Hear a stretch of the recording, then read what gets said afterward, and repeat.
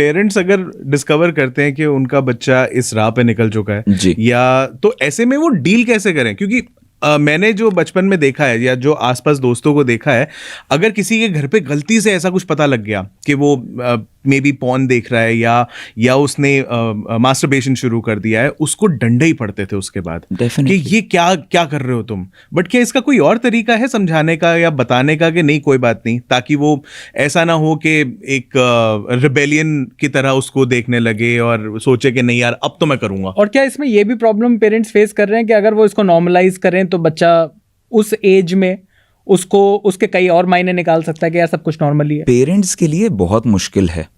मेरी बड़ी बहन है, उनकी बेटी है, वो भी अपने से बच्ची से बात नहीं कर पाती है। वो भी अगर कोई सवाल पूछती है वो जवाब नहीं दे पाती है। दे डायरेक्ट टुवर्ड्स मी और my father because we are there, मतलब हम काम ही वही है हमारा, ठीक है, प्रोफेशनल्स हैं उस चीज़ के। तो ऑल टुगेदर हम जितना आसानी से वो स्लिप इन कर जाते हैं, हम क्या क्या बात कर सकते हैं, किससे क्या कर सकते हैं, बच्चों से कर सकते हैं, और वो एम्बैरेस भी नहीं होंगे। ऑन द कॉन्ट्ररी अगर पेरेंट्स की बात करें ना तो इतना आसान नहीं है।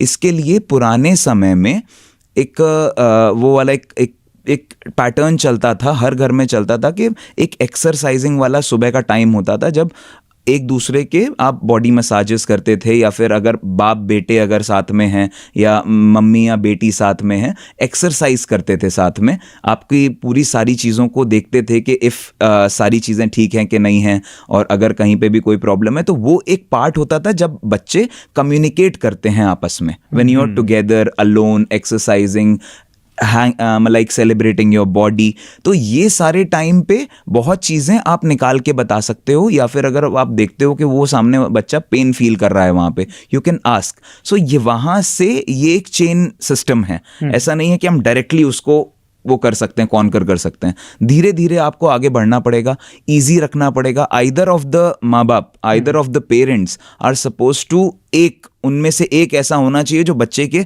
हर लेवल पे जाके बात करे। एक स्ट्रिक्ट हो सकता है लेकिन एक को ऐसा होना पड़ेगा, वरना हम बहुत हद तक जितना भी ये बचपन में ट्रॉमास सहे हैं, बहुत सारे बच्चों ने सहे हैं, और वो आज तक उनके माँ बाप को पता नहीं है, लेकिन उनकी पूरी लाइफ उस चीज़ से एक नॉक करती रहती है कभी भी। बहुत लोग एसेक्सुअल हो गए हैं इस चीज़ की वजह से कि that was a feeling of pain बचपन में, मैं उस चीज़ को अब नहीं जाना चाहती या चाहता। तो बहुत सारे ऐसे केसेस आए हमारे पास में। शुरुआत बचपन से ही होगी।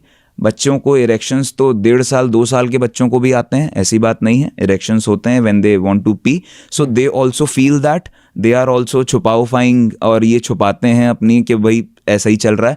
तो उस समय से स्टार्ट करना पड़ेगा। बहुत आसान है और बहुत ईजी है कि किसी की भी, अगर आप हाथ में दर्द हो रहा है ना बच्चे को, आप अगर उसको पैल्पेट करके फील कर रहे हो ना कि बेटा यहाँ हो रहा है, बेटा वहाँ हो रहा है, तो आप उस प्राइवेट पार्ट को भी पैल्पेट कर सकते हो, बच्चे को इजी बना सकते हो। और अगर बचपन से इजी रहेगा बच्चा, आगे आपको पैल्पेट करने की ऑब्वियसली जरूरत नहीं पड़ेगी, बट वो बताना जरूर शुरू कर देगा, मम्मी यहाँ दर्द हो रहा है, या मम्मी यहाँ कट हो गया है, या मम्मी यहाँ इन्फेक्शन हो रहा है, या पापा यहाँ ये हो रहा है। सो ये छोटी छोटे चेंजेस, क्योंकि वो डॉक्टर के पास नहीं जाएगा, अल्टीमेटली इन्फेक्शन बढ़ जाते हैं इन सब चीजों में, और एक 20 साल के लड़के के भी इन्फेक्शंस बढ़ जाते हैं। ये मैं कोई बचपन की बात नहीं कर रहा हूँ, क्योंकि वो सामने नहीं आएगा, वो फैमिली डॉक्टर के पास नहीं जाएगा। Who would want to like put the underwear down before anyone?